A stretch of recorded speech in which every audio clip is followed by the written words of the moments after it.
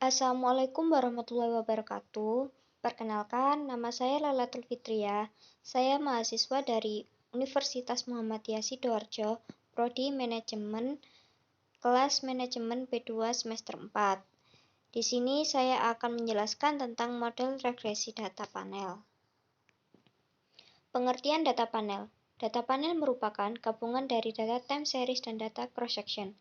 Regresi data panel adalah teknik regresi yang menggabungkan antara data cross-section dan data time series, maka tentunya akan mempunyai observasi lebih banyak dibandingkan dengan data cross-section dan data time series saja, menurut Gujarty tahun 2004. Penaksiran atau estimasi model regresi data panel dapat dilakukan dengan menggunakan beberapa pendekatan. Dua di antaranya adalah Common Effect Model dan Random Effect Model. Tipe data panel dapat berupa longitudinal atau mikropanel data, yaitu data yang diamati adalah variabel yang sama selama periode waktu tertentu. Misalnya data pertumbuhan ekonomi provinsi daerah Indonesia otonomi daerah dari tahun 2001 sampai 2006.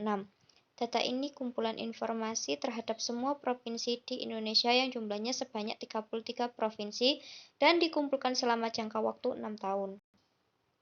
Manfaat data panel. Apa yang dimaksud dengan heterogen?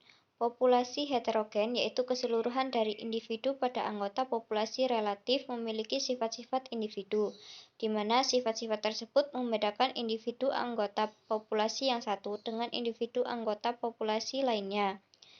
Bila data panel berhubungan dengan individu, perusahaan, negara, daerah, dan lain-lain pada waktu tertentu, maka data tersebut adalah heterogen. Kombinasi data cross-section dan time series akan memberikan informasi yang lebih lengkap, lebih beragam, kurang berkorelasi antara variabel sehingga derajat bebasnya lebih besar dan lebih efisien. Berikutnya ada manfaat data panel. Data panel lebih mampu melihat dinamika data, selain bisa menangkap perbedaan antara individu, data panel juga mampu membandingkan kondisi individu tersebut pada suatu periode dengan periode lainnya. Data panel lebih bisa mengidentifikasi dan mengukur efektivitas yang tidak mampu dideteksi oleh cross-section murni atau time series murni. Misalnya untuk menentukan apakah keanggotaan dalam serikat pekerja dapat meningkatkan atau menurunkan upah. Hal ini tentu akan lebih baik dijawab dengan mengobservasi pekerja sebelum dan sesudah berpindah dari serikatan pekerja ke tanpa serikat pekerja atau sebaliknya. Selanjutnya, karakteristik dari individu dianggap tetap sehingga dapat diketahui apakah keanggotaan dalam serikat atau mempengaruhi upah dan seberapa besar pengaruhnya.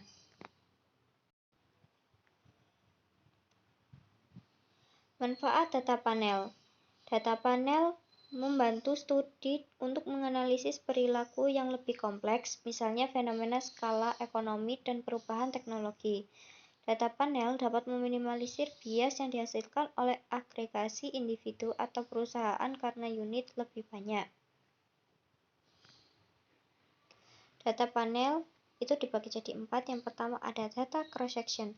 Data cross-section merupakan data yang dikumpulkan dalam satu waktu terhadap banyak individu. Misalnya sensus penduduk yang dikumpulkan sekali dalam 10 tahun dan terdiri dari berbagai variabel. Yang kedua ada balance panel. Balance panel ini jika setiap data unit cross-section sama dengan jumlah observasi time series, maka data panel disebut balance panel. Yang ketiga ada data time series. Data time series adalah data yang dikumpulkan dari waktu ke waktu terhadap suatu individu. Yang keempat ada unbalanced panel. Unbalanced panel ini jika jumlah observasi berbeda pada masing-masing anggota panel, maka disebut juga dengan unbalanced panel. Common Effect Model. Common Effect Model merupakan teknik estimasi model regresi data panel paling sederhana di antara teknik estimasi model lainnya, menurut Widarjono tahun 2007. Pada Common Effect Model, perbedaan dimensi waktu maupun waktu diabaikan. Dengan kata lain, pada Common Effect Model, perilaku data dari setiap individu sama dengan berbagai periode waktu. Oleh karena itu, estimasi parameter pada Common Effect Model dilakukan dengan mengkombinasi data cross-section dan data time series sebagai satu kesatuan tanpa melihat adanya perbedaan waktu dan individu. Menurut Widarjono tahun 2007. Di sini rumus Common Effect Model itu ada 3. Yang pertama ada cross-section, itu dengan rumus YI sama dengan alpha plus beta XI plus total I. Keterangannya I sama dengan dari data 1 sampai titik N. N ini artinya banyaknya data cross-section. Time series itu rumusnya YT sama dengan alpha plus beta XT plus total T. Keterangannya T sama dengan dari data 1 sampai titik-titik data T. T ini artinya banyaknya data time series. Kemudian yang terakhir ada common effect. Common effect ini rumusnya YIT sama dengan alpha plus beta 1 X1 IT plus beta 2 X2 IT plus total IT. Keterangannya N ini sama dengan banyaknya observasi, T sama dengan banyaknya waktu, N kali T sama dengan banyaknya data panel. Ordinary least square. Teknik ini seperti membuat regresi dengan data cross-section atau time series. Akan tetapi, untuk data panel sebelum membuat regresi harus menggabungkan data cross-section dengan data time series. Kemudian, data gabungan ini dianggap sebagai satu kesatuan pengamatan yang digunakan untuk mengestimasi model dengan metode OLS, yaitu rumusnya Y sama dengan beta 0 plus beta 1 X1 plus beta 2 X2 plus total data. Y sama dengan variabel dependent E atau sigma, itu artinya faktor-faktor yang mempengaruhi variabel Y, beta 1, beta 2 itu koefisien masing-masing faktor, X1 dan X2 itu variabel independen. Ordinary least square pada data panel, itu metode ini digunakan untuk meminimalisir jumlah kuadrat kesalahan dengan mengestimasi suatu garis regresi. Metode OLS termasuk jenis metode ekonometrika dengan dua variabel yaitu variabel independen dan variabel dependen. Hasil akhir yang dimiliki oleh metode OLS adalah fungsi regresi populasi yang akan digunakan untuk estimasi data. Untuk menghasilkan estimasi menggunakan metode OLS, diperlukan 4 asumsi dasar yang bersifat BLEU, dan BLEU sendiri merupakan singkatan dari Base Linear Unbiased and Estimator. Berikut ini beberapa penjelasan dari asumsi dasar tersebut. Base itu artinya hasil model regresi yang terbaik serta minim error. Linear itu model dalam regresi sesuai dengan kaidah OLS. Unbiased yaitu nilai yang dihasilkan sesuai dengan nilai yang benar. Estimator itu model regresi yang terbentuk memiliki varians dengan nilai terkecil. Metode OLS atau Ordinary Least Square juga memiliki kriteria operasi yaitu length of base width dengan jumlah kuadrat deviasi antara titik observasi dengan garis regresi adalah minimum. Hasil estimasi dalam metode OLS memiliki sifat yang BLEU. Hasil estimasi tersebut juga cenderung lebih efisien dan konsisten.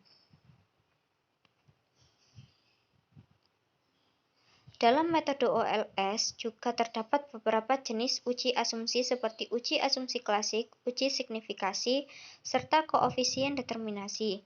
Dalam uji asumsi klasik juga terdapat beberapa asumsi berdasarkan metode OLS atau Ordinary Least Square.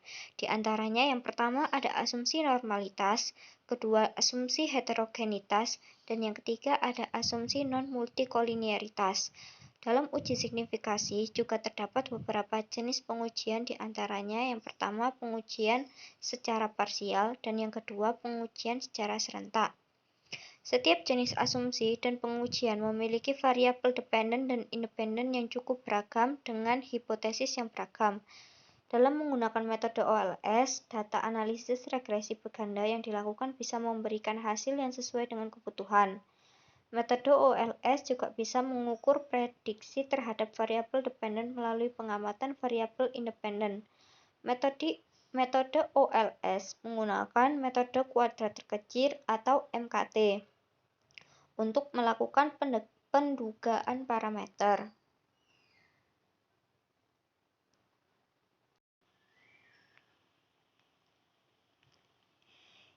Selanjutnya ada fixed effect model. Pengertian model fixed effect adalah model dengan intercept berbeda-beda untuk setiap subjek atau cross-section. Tetapi slope setiap subjek tidak berubah seiring waktu menurut Gujarty tahun 2012. Model ini mengasumsikan bahwa intercept adalah berbeda setiap subjek sedangkan slope tetap sama antara subjek.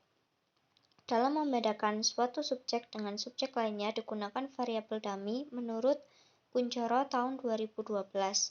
Model ini sering disebut dengan model least square dummy variable atau disingkat dengan LSDV. Berdasarkan Gujarty tahun 2012, persamaan model ini adalah sebagai berikut, di mana variabel dummy D1T untuk subjek pertama dan 0 jika bukan, D2T untuk subjek kedua dan 0 jika bukan, dan seterusnya. Jika dalam sebuah penelitian menggunakan 10 cross-section, maka jumlah variabel dummy yang digunakan sebanyak 9 variabel untuk menghindari perangkap variabel dummy, yaitu kondisi di mana terjadi kolinearitas sempurna menurut Gujarty tahun 2012. Intercept B0 adalah nilai intercept subjek ke-1 dan koefisien B6, B7, B8 menandakan besar perbedaan antara intercept subjek lain terhadap subjek ke-1. Selanjutnya ada random effect model. Random effect disebabkan variasi dalam nilai dan arah hubungan antara subjek diasumsikan random yang dispesifikasikan dalam bentuk residual menurut Kuncoro tahun 2012. Model ini mengestimasi data panel yang variabel residual diduga memiliki hubungan antara waktu dan antar subjek. Menurut Widarjono tahun 2009, model random effect yaitu digunakan untuk mengatasi kelemahan model fixed effect yang menggunakan variabel dummy. Metode analisis data panel dengan model random effect harus memenuhi persyaratan, yaitu jumlah cross-section harus lebih besar daripada jumlah variabel penelitian. Persamaan model random effect menurut Gujarty tahun 2012 adalah sebagai berikut. Yang pertama ada Cow-test. Cow-test merupakan uji untuk membandingkan model common effect dengan fixed effect menurut Widarjono tahun 2009. Cow-test dalam penelitian ini menggunakan program FU. Hipotesis yang dibentuk dalam Cow-test adalah sebagai berikut. H0 itu model common effect, H1 sebagai model fixed effect. H0 ditolak jika p-value lebih besar dari nilai A. Sebaliknya, H0 diterima jika p-value lebih besar dari nilai A yang digunakan sebesar 5%. Yang kedua ada Hausman test. Pengujian ini membandingkan model fixed effect dengan random effect dalam menentukan model yang terbaik untuk digunakan sebagai model regresi data panel. Menurut Gujarty tahun 2012, Hausman test menggunakan program yang serupa dengan Cow-test, yaitu program FU. Hipotesis yang dibentuk dalam Hausman test adalah sebagai berikut. H0 sebagai model random effect, H1 sebagai model fixed effect. H0 ditolak jika p-value lebih kecil dari nilai A, sebaliknya jika H0 diterima jika p-value lebih besar dari nilai A yang digunakan sebesar 5%. Sekian presentasi dari saya, apabila ada salah kata maupun ada yang kurang, mohon maaf. Wassalamualaikum warahmatullahi wabarakatuh. Terima kasih.